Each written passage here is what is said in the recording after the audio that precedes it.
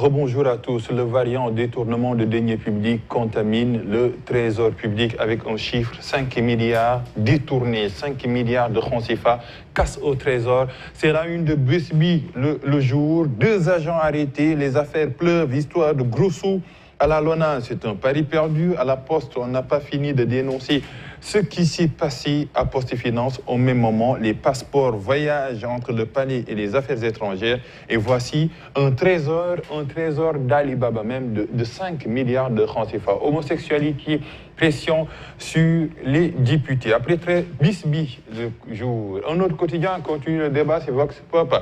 4,6 milliards, pour être plus précis, selon Vox Pop, détournés au trésor public. La DIC a placé en garde à vue hier les ex-percepteurs de Saint-Louis et de Mbacké après plainte de l'agent judiciaire de l'État en enquête. Le pot rose découvert après des audits internes menés par la direction de contrôle interne. On parle un peu de 5 milliards, 4,6 milliards de francs CFA détournés. 2 agents arrêtés pour le moment. Le ministre de l'Enseignement supérieur dit ces 4 vérités par rapport aux tensions qui touchent les temples du savoir, l'Université Alioune Diop de Bambey, l'Université Cheikh Anta Diop, l'Université Assane Seck de Ziguinchor, mais également l'UGB en tension. Après Vox Pop, on enchaîne avec un autre quotidien, c'est Libération, 4,6 milliards, c'est le chiffre repris par Libération de francs CFA détournés. Carnage, c'est le mot utilisé par Libération, carnage financier au Trésor.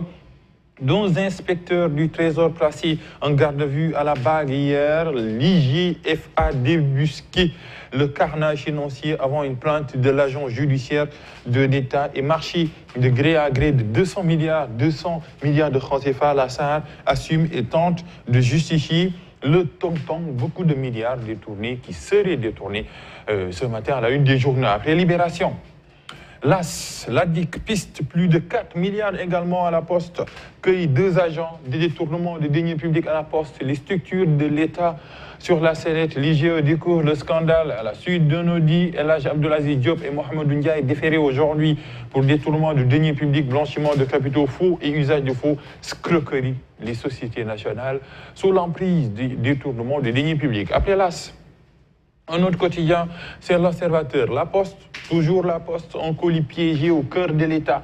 Pension de retraite, bourse familiale, compte particulier, cas de ces bombes qui risquent d'emporter la face du régime. L'IGE a entendu dans les bureaux d'Abdoulaye Bibi Baldé peur sur 127 milliards de francs CFA. Beaucoup de milliards, une plus de milliards.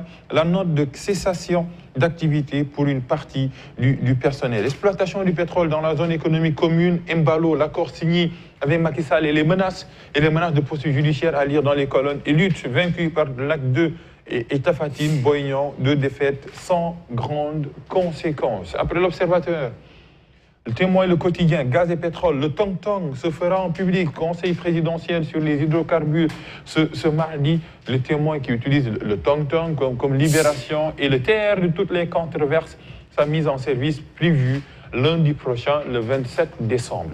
Après le Témoin quotidien, on enchaîne avec le Quotidien, c'est Goulot qui assomme la ministre du Commerce, Aminata Diatta, manque de moyens, option libérale de l'État actuel, c'est-à-dire à la page 5, et croisade des Européens contre la CAN, le silence coupable des stars africaines, et les 2 figures qui sont là, ce sont les joueurs de Liverpool, il s'agit de Sadio Mané et de Mohamed Salah. Après, Walf Quotidien, le Quotidien, violence à l'université, les leçons du docteur Omar Dia, on est très mal placé pour donner des leçons aux étudiants. Les conditions de travail catastrophiques sont la cause de la violence dans nos universités, selon le professeur. Et Gabriel Boric, une flèche andine traverse la plume de Hamidou Anne, élection locale, Imam Zeyebek, vote l'apaisement. Après le Quotidien, Tribune, idée en embuscade, les primatures, en numéro 2 de Macky, pourquoi pas. À l'origine de la disgrâce de Boun Dionne, de limogeage de Mimi Touré et d'autres ministres, des hommes bien placés, il a su placer ses lieutenants pour les locales. Il dit Sec qui n'est pas encore mort politiquement selon Tribune. Après Tribune, les Échos, le plus grand projet industriel de tous les temps de la Casamance lancé hier, il s'agit de l'agropôle sud à Adéane, 103 milliards d'investissements privés, 14 500 emplois directs, un impact positif pour 35 000 personnes.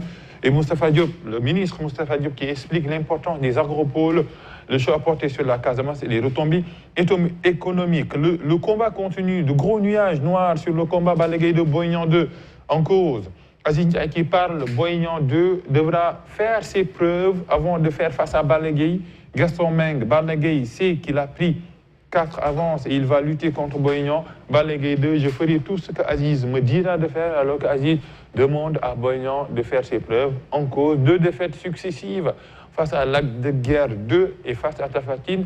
Récemment, après les Échos, enquête, les démons ressurgissent. On parle un peu du statut des notaires avec des points à lire et les implications économiques pour le Sénégal, loi anti-LGBT, élections locales, l'appel des imams et des évêques, les religieux qui harmonisent un peu leur discours pour le prêche, celui de l'appui.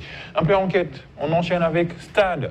Gana Gueye en patron, milieu de terrain des Lions, jour J-19, la Coupe d'Afrique approche. Nampalys Mendy et Cheikh Kouyaté en épouvantail, Pape Gueye, Pape Matar Sarr, Nam et Loum Ndiaye en un point, Pape Alioune Ndiaye, comme c'est plus une interrogation. Et qu'en 2022, report, annulation, Mode Sepi confirme l'organisation de la Coupe d'Afrique des Nations. Rendez-vous au mois de janvier prochain. Après le football, la lutte, Aziz Ndiaye, agent du Lion de Guédiawaye, Boy Niang 2 n'est pas notre priorité selon lui, alors qu'un accord aurait été signé. Il n'a qu'à patienter 1 an ou 2 ans selon le manager de Balla Gaye. Balla va croiser Eumeu Sène après Bombardier. Finir avec le dessin d'Odia. Il y a du foot, FIFA, président et entraîneur, club de foot européen. Oui, non, qui dégage non.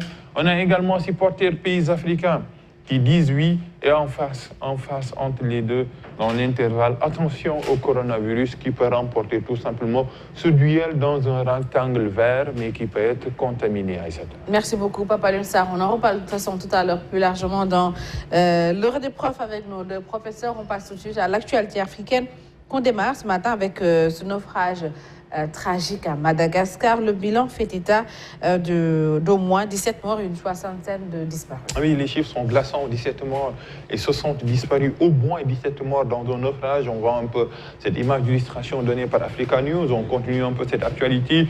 Selon Jean-Edmond Radianatenena, attention à la prononciation, à ce nom un peu long, directeur général de l'agence portuaire maritime et fluviale. 130 passagers se sont trouvés à bord et 45 ont pu être sauvés. Pour le moment, 130 passagers et 45. Les recherches continuent pour les autres. Le navire est parti d'Antanambe et naufragé au large d'Anseraka. N'était pas autorisé à embarquer les passagers, mais l'a fait clandestinement. Conséquence, 17 morts pour le moment, mais on va continuer cette enquête parce qu'il s'agit de 130 passagers. D'après le rapport initial des agents sur place, le moteur aurait eu un problème technique. Selon Adrien Fabrice Ratsim Bazavi, représentant l'APF à Sanyarama Ivongo, le bateau s'est retrouvé à la merci des vagues et s'est échoué sur un récif. 130 passagers. Actuellement, on parle de 17 morts et une soixantaine de disparus. Un naufrage tragique à Madagascar. Sexuel dans le football, Papa Alioune Sarr, le mise en cause a été arrêté. Il s'agit tout simplement de l'entraîneur qui a été arrêté hier par de ces abus sexuels. Cette information qui a distribué la chronique, on continue un peu cette actualité pour voir le nom de l'entraîneur qui a été arrêté. Il s'appelle Patrick Assoumou Eyi, arrêté à Ntoum, à environ 40 km de la capitale Libreville. Le scandale révélé la semaine dernière dans les colonnes de Guardian, Patrick Assoumou Eyi aurait abusé d'une centaine d'enfants quand il entraînait la sélection nationale des moins de 17 ans. L'enquête révèle qu'il livrait aussi des jeunes à des hautes personnalités. Plus grosse affaire, pédophilie dans l'histoire du football gabonais. D'après les médias, on continue un peu cette actualité avec cette arrestation de l'entraîneur accusé d'abus sexuels. La barre de Pandore tiré l'hebdomadaire Gabon Matin ce matin. C'était hier, lundi, les Gabonais qui parlent de secrets de polichinelle. En 2018, Shiva Star, ancien attaquant des Panthères, avait déjà révélé des cas d'homosexualité au sein de l'équipe nationale. Parlons des victimes, au moins une centaine d'enfants abusés sexuellement par l'entraîneur gabonais. Viol collectif à la prison de Lumumbashi, la sentence est tombée. Oui, la sentence lourde pour ces violeurs. On se rappelle un peu de cette histoire. Des prisonniers essaient un peu de s'enfuir une rixe, mais ce qui s'ensuit, c'est des viols collectifs sur des femmes. Les femmes victimes étaient témoins lors de ce procès. La prison de Lubumbashi, parmi les accusés, on en revient souvent celui de juge de la mort. Il s'appellerait le juge de la mort. Le ministère public le présente comme le leader des détenus qui ont perpétré les viols. Il requiert ainsi 20 ans de prison et une amende de 800 000 francs congolais pour chaque prévenu. Quant aux accusés, ils rejettent en bloc les faits mis en cause. On continue un peu cette actualité avec ce procès de ce viol collectif à la prison de Lubumbashi. Et ça, je pense que c'est l'affaire Gabonais.